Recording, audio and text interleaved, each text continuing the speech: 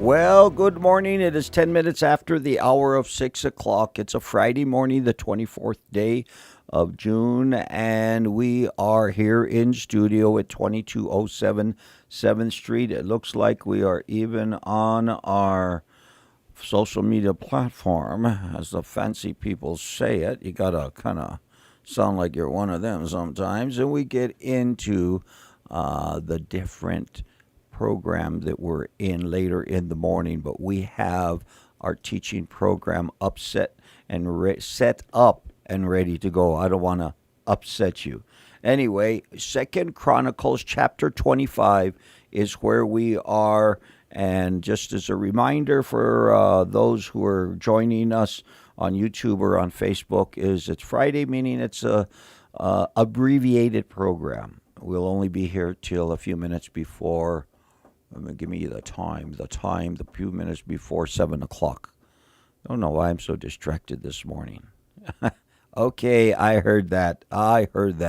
Yes, you're right. You're always distracted. But I got two computers, an iPad, a soundboard, keypads in front of me, a phone. Make sure that this phone is on stun there. So if somebody texts us or tries to call us, it does not break into the mic. Anyway, we got stuff that we're trying to get started anyway. Here we are.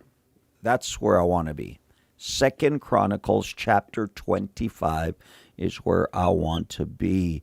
And we are finishing off this chapter. We ran out of time yesterday. We were getting very close. And instead of just reading it and dropping it and then going on this morning to chapter 26, I decided we would cut it off. Anyway, what we're looking at the end of Amaziah's reign over Judah. If you look at verse 26, this is the rest of the acts of Amaziah. Amaziah, one of those hot and cold guys. Okay, you know what happens when you mix hot and cold together? Anybody? You ever kind of, think of chapter 2 of the book of Revelation. You know what happens when you mix hot and cold together? Well, if you can't figure it out, I'm here to help you out. Lukewarm is what you get. Amaziah did some great things. I mean, we saw a lot of stuff that was happening in Amaziah.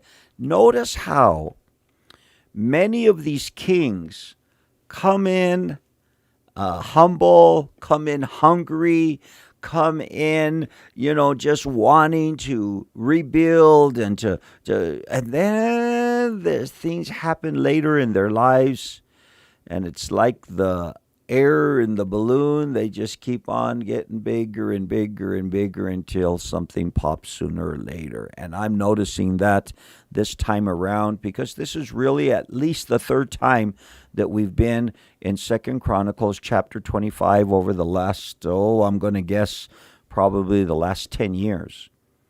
I know that when we were still in the church on Peggy Lane is when we started going verse by verse at 6 o'clock in the morning and teaching from the Bible. So it's been a while anyway. Good morning, Brian. Oh, my friend, brother Brian is in Arizona.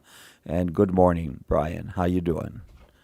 Good to see you on our, he is on Facebook this morning, not on YouTube. Anyway, you see these people, these kings. What a lesson to us, ladies and gentlemen.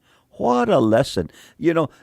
Some of them came in when they were 8 years old or 16 years old, and, they have a great desire. They're doing well. And we're great. We're great on the curve here on 95. So the curve is called grace, okay?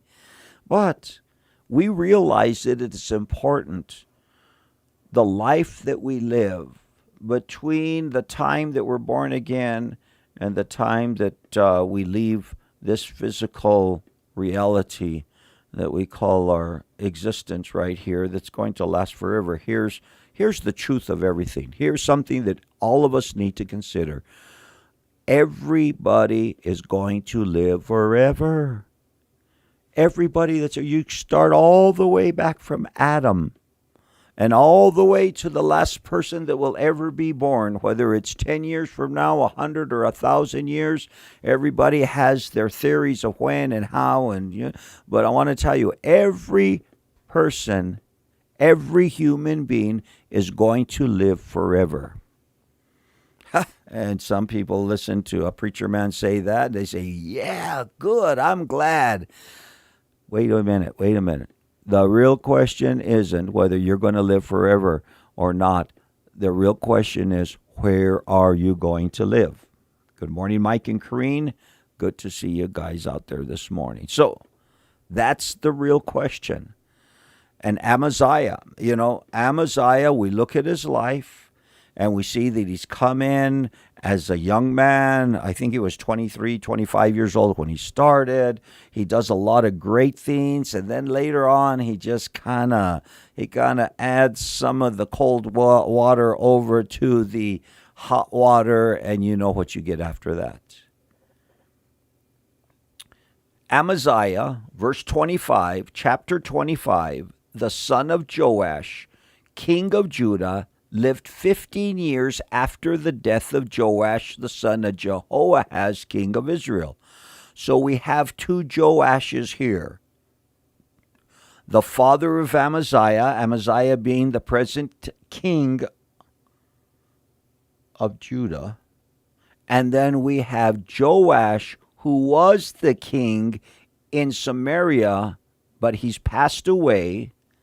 And Amaziah preceded him for 15 years. Now, here's the part of the story that we covered yesterday. Amaziah decided one day he had gone out to battle against some of the Ite brothers to the east, and he had been extremely successful. God had been with him, and God had allowed him to vanquish his enemies. And then he gets this idea that he's going to go after his brothers in the northern kingdom, and he calls out the king, whose name was Joash, same name that his father had, but a different man. Just trying to keep things straight for myself. You said, well, I get it. You said it. Well, for myself. But so he goes against Joash, and he tells King Joash, let's look at it. Let's go to battle. Let's fight one another. And Joash says, hey, cool it, dude. Okay, so you were successful with the Moabites and the Ammonites, and yeah, you got those little guys over there, those little gangbangers, over there in your neighborhood, but don't come into my neighborhood and say that you're going to do this, because you're just a little thorn, you're just a little thistle, and we got 10 tribes, you only have 2 tribes. You better watch out what you say. Well, Amaziah would have none of it. And Amaziah goes against Joash, king of Samaria, and Joash teaches him a lesson. Joash defeats Amaziah in the presumptuous attitude that Amaziah had. And presumption is something that we need to talk about all the time and reflect it into our lives. Good morning, Patricia. Thank you for being with us. Good morning. So presumption is something that we need to consider. Presumption, and I would encourage you. Do a little, because the Psalm says the presumption. In fact, one of the what do you call it? Not the interpretations. That would not be correct. One of the translations of the English Bible calls presumption in the book of Psalms the great sin. Okay, now you might fight with the translators and say that's not exactly what they said, that's not what all the other, but it's a big one. What is presumption? The presumption of Amaziah was, I can go take care of whoever, and you know what? He learned a terrible lesson. And Joash defeats him. But watch what Joash does. Joash, I believe, embarrasses the daylights out of him. He defeats him, and then he takes him back to Jerusalem, tears down 800 yards or 400 yards of the wall around Jerusalem, take some of the riches out of the king's house, the treasures of the king's house. And Amaziah is king for another 15 years. But one of the big marks on his legacy at the end of his life is that he lost the battle. And Joash doesn't even kill him. Joash says, "You're still this little thorn, and I'm not even worried about you, son. I'm going to let you go back home. I'm going to let you put your little robe and your little crown on your head." Talk about humbling him. Now, the rest of the acts of Amaziah from first to last, indeed, are they not written in the book of the kings of Judah and Israel? After the time that Amaziah turned away from following the Lord Yahweh, they made a conspiracy against him in Jerusalem. So Amaziah had, and we've covered it the last couple of days. Amaziah loved seeing him, work on the temple and bring reforms and many of the things that he did, but he turned away from following the Lord. Later in life, some of these kings did and followed this pattern.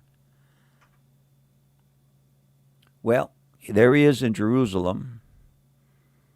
He had been defeated by Joash, sitting on the throne again. He turned away from following the Lord. They made a conspiracy against him.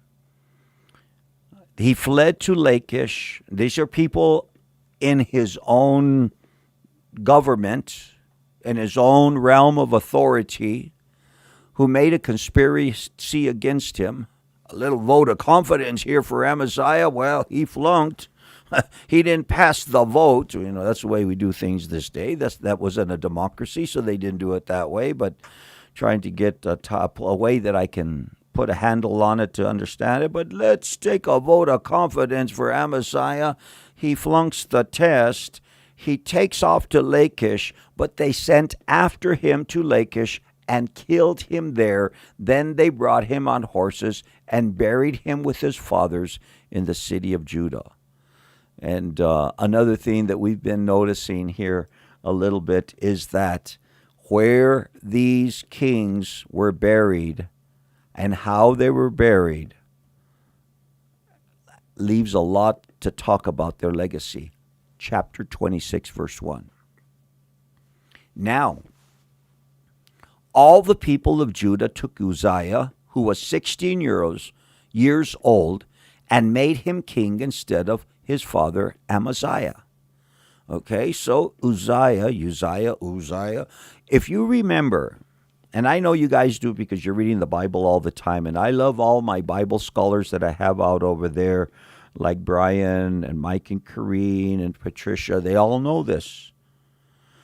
Somewhere at the beginning of the book of Isaiah, I think it's the 3rd chapter, that Isaiah says, in the times or in the days that Uzziah died, I saw the Lord. Just trying to make a connection here between the prophet Isaiah and Uzziah, because history bears out that they knew each other and they probably were pretty good friends. And the mention that Isaiah has in his book about King Uzziah, was that when he died, as he passed away, that Isaiah had this vision or heavenly visitation or something like that, because he says, in the day that Uzziah died, I saw the Lord, and he was high and lifted up, and his train filled the temple. And he goes on in describing the throne room of God in heaven, not the Holy of Holies that's in the temple, but the temple that is in the third heaven. You can look at the book of Ezekiel, the last few chapters. You can look at Isaiah's description. You can look at John's description in the book of Revelation. These people that had these things. Good morning, Andrea and Tommy. Glad you're along with us. So there's a connection between Uzziah and Isaiah. We're not going to talk about Isaiah very much more because he's not mentioned in Second Chronicles. Now all the people of Judah took Uzziah, who was 16 years old, and made him king instead of his father Amaziah.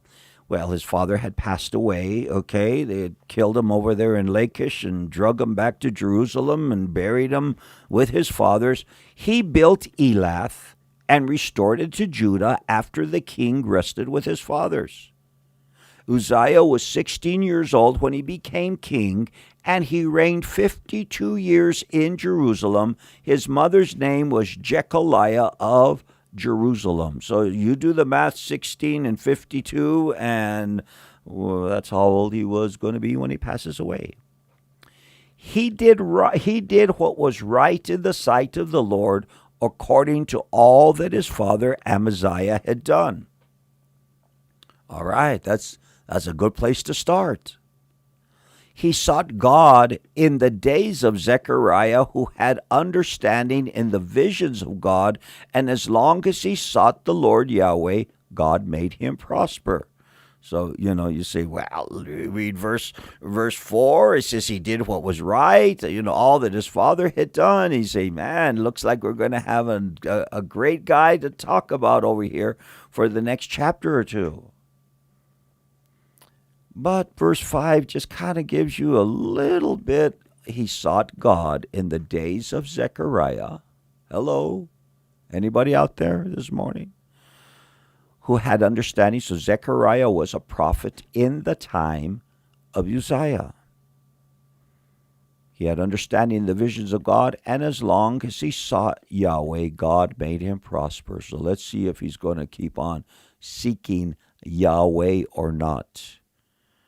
Let's see what we're going to find out for the second half hour of our program this morning, and then probably leave it up to you to read a little bit more about Uzziah, the king of the south, currently here on this 26th chapter, excuse me. Let me put that up for you there. 16 miles per hour, Saturday, partly cloudy, 70% chance of thunderstorms likely, high around 79, north-northeast wind 7 to 15, and then on Sunday, mostly cloudy with a high of 64 degrees, really cooling off this Sunday. 80% chance of precip with north-northeast wind 7 to 15 miles per hour. So from 20 today, 70 tomorrow, 80 Sunday, and then Monday and Tuesday, some still very good chances of thunderstorms in our area. We're going back to the 26th chapter of the book of Second Chronicles, Uzziah. He sought the Lord in the days of Zechariah. Thank you. That was good. Who had understanding in the visions of God. So this is a prophetic man. Zechariah is a seer prophet. Not that there's, we don't have to cut every boil. Are you a seer prophet or no? He had visions. He had understanding in the visions of God. As long as he sought Yahweh, God made Uzziah prosper. He went out, let's hope he went out and made war against the Philistines. See, this speaks to me personally, ladies and gentlemen. For me, it's one of those, it's so easy just to kind of get very complacent. Is it easy for you to get complacent in the Lord? Is that something that we have to kind of think about sometimes, even consider, and maybe even really worry about in our life, or be concerned about, I guess, that we don't want to worry, okay? Be anxious for nothing. It's something that you have to, concerns me. He went out and made war against the Philistines. He broke down the wall of Gath. Gath was one of the capital cities of one of the provinces in the Philistines. He breaks down the wall of Jabneh, the wall of Ashdod. He built cities around Ashdod and among the Philistines. The Philistines are one of those enemies. It's one of those burrs in your saddle that keeps coming up over and over and over again. And there's times that the Philistines, and we read it like when we were in the book of Judges, remember that the Philistines would, every time that it was time for harvest in Israel that the Philistines would come up from the south, take all of the harvest, and then burn the crops after they left. They did that. And so there's always been this big contention going on. Oh, Lord, lead us not into temptation, but deliver us from evil. God helped him against the Philistines, against the Arabians who lived in Gur Baal, and against the Meunites. Also, the Ammonites brought tribute to Uzziah. His fame spread as far as the entrance of Egypt, for he became exceedingly strong. And I'm telling you, you can draw direct parallels to their relationship with God and the success that they have in and out of the realm of influence that God has given them. And currently for Uzziah, it is the southern kingdom, the tribes of Benjamin and Judah. He also brought the Ammonites brought tribute to Uzziah. They say, hey, okay. You know what? You guys you've been doing pretty good. You've been knocking around all these other guys around here. What if we just do it peacefully instead, and we give you tribute? His fame spread as far as the entrance of Egypt. He became exceedingly strong. Why? Please consider why. Chana, good morning. Better see you this Sunday, Chana. I'm going to go looking for you. Uzziah built the towers in Jerusalem at the corner gate, at the valley gate, and at the corner buttress of the wall. Then he fortified them. Well, his dad had allowed Joash to come in and to destroy the wall, and Uzziah had to rebuild it. And this is a little bit of what's going on in verse 9. He built towers in Jerusalem at the corner gate, the valley gate, at the corner buttress of the wall, and he fortified them. He built towers in the desert. I mean, he's militarily, he's strengthening himself. But first, seek the kingdom of God and his righteousness.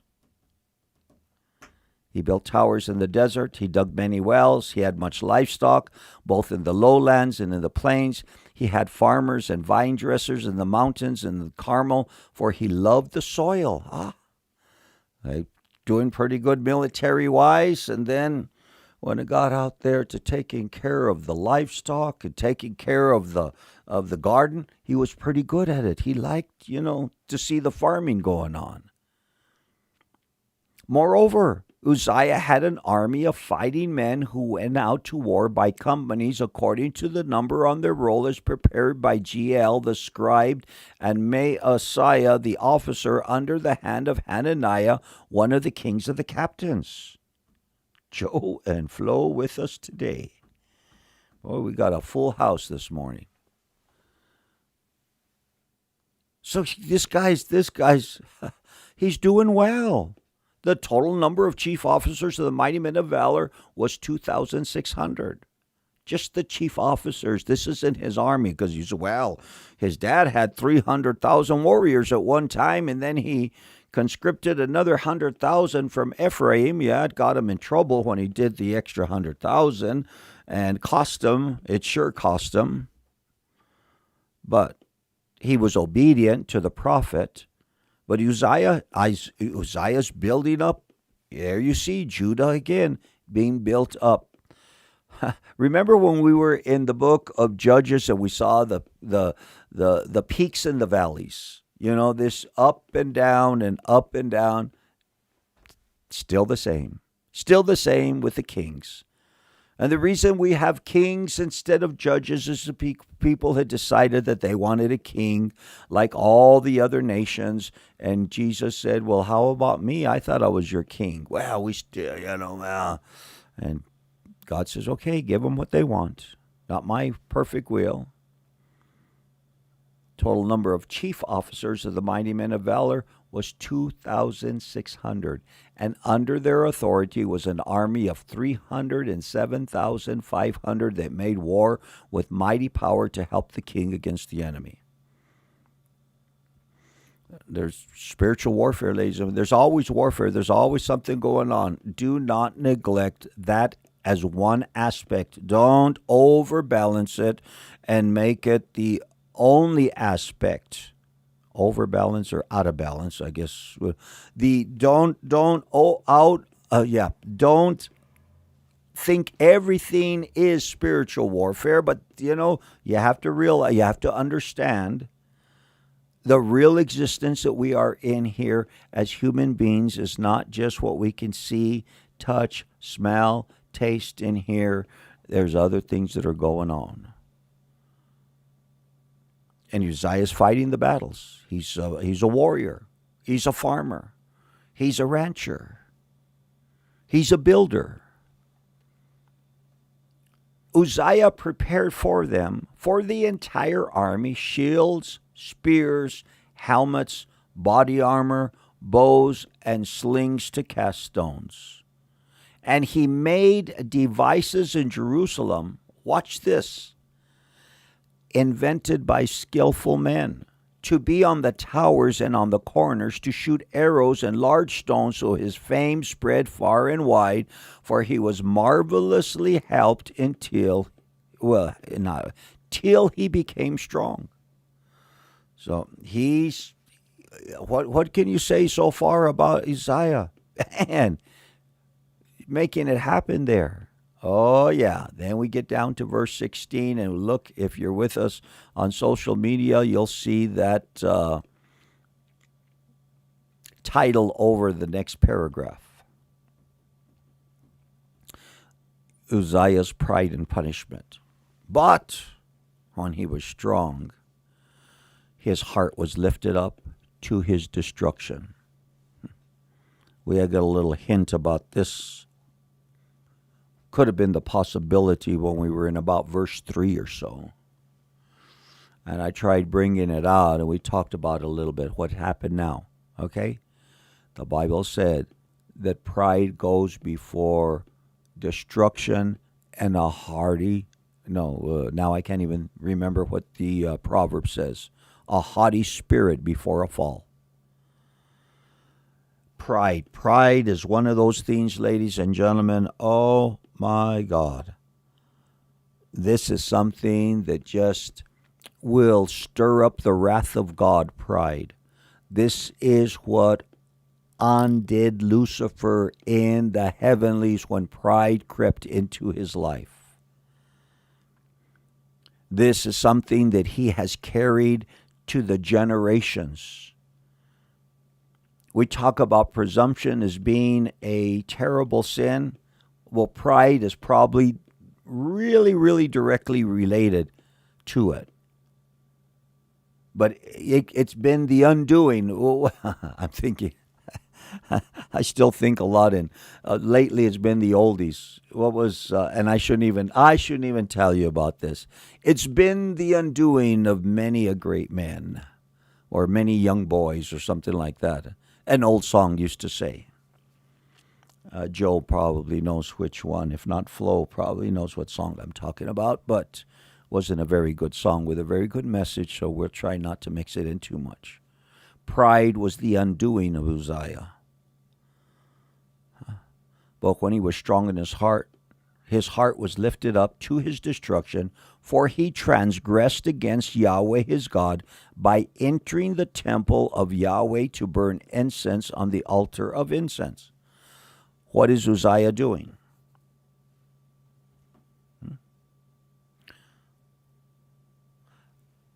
Uzziah is trying to take over the priestly role. I don't know if he's trying to take over or just be, he thinks, things are going real well on the governmental side. So he thinks on the priestly side, well, I think that I can cross that line over. So Azariah the priest went in after him. What does Uzziah do? Uzziah goes in presumptuously into the temple to burn incense on the altar of incense. Now, I don't know if it was illegal for him to enter the temple, but to try to perform the function of the priesthood was illegal. So Azariah the priest went in after him, and with him were 80 priests of the Lord, valiant men. They withstood Uzziah and said to him, "It is not for you, Uzziah, to burn incense to the Lord, but for the priests, the sons of Aaron, who are consecrated to burn incense. Get out of the sanctuary, for you have trespassed. You shall have no honor from Yahweh your God." That's the warning. That's the warning. Then Uzziah, verse 19, became furious, and he had a censer in his hand to burn incense. I mean, he's still going through with it. It's like, get out of my way, boys. Don't you know who I am? Don't you know what I've done?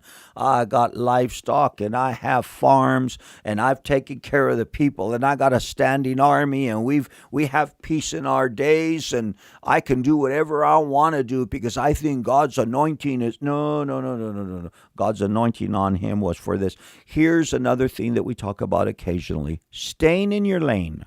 Understanding the call that God has on our lives. And staying in your lane. Don't get out of your lane. Exactly. It's strange fire. Thank you very much, Mike and Corrine. We saw what strange fire did in the time of Moses. 2 of Aaron's sons died. And that's a very good point. 2 of Aaron's sons died because of them trying to offer strange fire. The fire the incense, you have to have fire to burn the incense, all that stuff, that Uzziah was not prescribed by the Lord. So he's trying to get out, he's getting out of his lane, and he's trying to take over somebody else's job. He's, well, what's the big deal? Well, it can turn into a big deal. And let's see how God responds. Verse 19, Uzziah became furious. He had a censer in his hand to burn incense. While he was angry with the priest, leprosy broke out on his forehead. Now the priest didn't have a vial of leprosy that they poured out on his head. Where did the leprosy come from? God spoke. I'm telling you, God speaks in a lot of different ways that sometimes we don't realize. While he was angry with the priests, verse 19, leprosy broke out on his forehead before the priest in the house of the Lord Yahweh beside the incense altar. And Azariah, the chief priest, and all the priests looked at him, and there on his forehead he was leprous. And let me tell you what, the priests knew what leprosy in their training looked like, because if we remember when we were with Moses, that the priests had been prescribed, here's what you look for, here's how you see it, you look at the wound, you give them a few days, they come back and you keep checking it. Well, boom, full-blown leprosy breaks out on Uzziah's forehead right there in the temple. Uzziah and the chief priest and all the priests looked at him. Could you see them looking at each other and say, do you see what I see? And there, on his forehead, he was leprous, so they thrust him out of that place. I mean, could you imagine them grabbing him by the elbows and picking him up, and there his feet are dangling, and the priests are saying, we got to get out of here now. We could all end up with leprosy here. Lesson to be learned, stay in your lane. Number 1, know your lane first. And then once you know your lane, just stay in it. Be happy with what God has called you to do, and do it. And that's the place of joy. That's a place of peace, when we understand the place that God has called us, and we just do it and don't try to get into somebody else's lane. And they thrust him out of that place. Indeed, he also hurried to get out because the Lord had struck him. King Uzziah was a leper until the day of his death. He dwelt in an isolated house. Instead of sending him to a leper colony, with all the other lepers, they just said, okay, we're going to build a special house. Where's the king? We haven't seen him lately. Well, he's living out over there in the country someplace. Well, that's not what the priest told us. The priest, could you imagine the media? Could you imagine, them going after him left and right, looking at cameras and recorders and everything going on? And Jones, over his house trying to find out who he was, the paparazzi. Then King Uzziah was a leper until the day of his death. He dwelt in an isolated house because he was a leper, for he was cut off from the house of Yahweh. How about a little question for us this morning? Do we want to be cut off from the house of the Lord? Yep. Here's one of my comments that I have on Facebook that just showed up. God is holy. He is not common. Uzziah walked in there like he thought he was greater than God. That's a good observation. He was a leper to the day of his death. It was an isolated house. He cut off from the house of the Lord. Then Jotham, his son, was over the king's house, judging the people of the land. Now the rest of the acts of Uzziah, from first to last, the prophet Isaiah, they did mention, the prophet Isaiah, the son of Amoz, wrote. So Uzziah rested with his fathers. They buried him with his fathers in the field of burial, which belonged to the kings, for they said, he is a leper, and Jotham, his son, reigned in his place.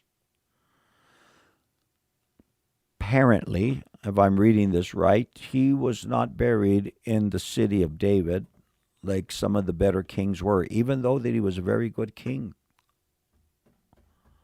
For we probably say the first half, 2/3 of his life, he was, and then all this happens. He rested with his fathers.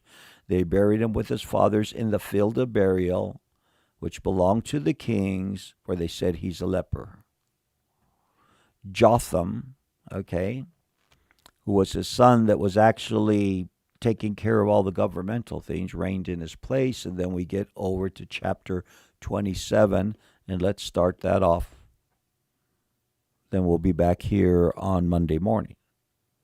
But we still have a few more minutes. Jotham was 25 years old when he became king. He reigned 16 years in Jerusalem. His mother's name was Jerusha, the daughter of Zadok. He did what was right in the sight of the Lord, according to all that his father Uzziah had done, although he did not enter the temple of the Lord, but still the people acted corruptly. So Jotham, here's what Ezra is telling us about him. He did well. He did well like his father had done, but he didn't try to go into the temple like his father had done. I love that parenthetical statement is there, saying, I don't have to ask the question, and it's already answered for me right there, but still the people acted corruptly. So the people aren't online. The king is doing well, but the people... Immorality, idolatry, iniquity. He built the upper gate of the house of the Lord. He built extensively the wall of Ophel. Moreover, he built cities in the mountains of Judah, and in the forest he built fortresses and towers. Learned a lot from his father. Continued the building projects. He also fought with the king of the Ammonites and defeated them. And the people of Ammon gave him in that year 100 talents of silver, 10,000 cores of wheat, 10,000 barley. The people of Ammon paid this to him in the second and third years also. Okay, so that's, there's a tax and they're paying the tax. So Jotham became mighty because he prepared his ways before Yahweh his God. Notice this here. Notice that little word there for you people that are on Facebook and YouTube.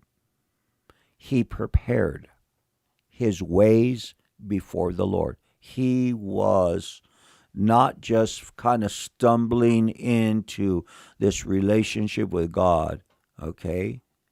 He prepared. He knew what he had to do, and he did it. He did his homework. He was intentional. That's the word that I'm looking for. I was struggling to find that word. He was intentional in his ways before the Lord his God. Now, the rest of the acts of Jotham and all his wars and his ways, indeed, they are written in the book of the kings of Israel and Judah. He was 25 years old when he became king, and he reigned 16 years in Jerusalem. So Jotham rested with his fathers, and they buried him in the city of David. They didn't say that about his dad, okay? I could be wrong there, but it seems like the field wasn't the city of David. Then Ahaz, his son, reigned in his place. So we've covered a couple of chapters today. Let's start looking at chapter 28, and then maybe that's where we'll start on Monday morning. So Ahaz takes over. So we had Uzziah. After Uzziah, we had, I forgot his name already, Jotham. I'm writing it on my list because I've been creating a list here so I can remember their names. And, yeah, okay, Jotham was after Uzziah? No, I don't think he was. Now Ahaz. Okay, now I'm getting it correct. Ahaz reigns in Judah. He was 26-year-old when he became king. He reigned 16 years in Jerusalem. He did not do what was right in the sight of the Lord as his father David had done. Okay, we cover this occasionally. Free will. Free will. He had the will to choose which way he was going to go and which way he wasn't going to go. And you sow and you reap, and then later you either rejoice or you cry. And after you cry, if you were on the wrong side of the sowing and reaping, then you find somebody to blame. Well, I would have if this would have happened, and it didn't happen, and everybody, and okay, but you know what? The life that I'm living today, good or bad, is only represented by the seed that I have sown in the past. And that can cover in the financial area, my relationship with God area, governmental authority, all these different areas that comprise our life. We got to keep sowing the right seed, ladies and gentlemen, to receive. And Ahaz had a choice. Jotham had a choice. Uzziah had a choice. And he chose at different times in his life to do different things. Uzziah. Same with Jotham. Same with each and every one of us.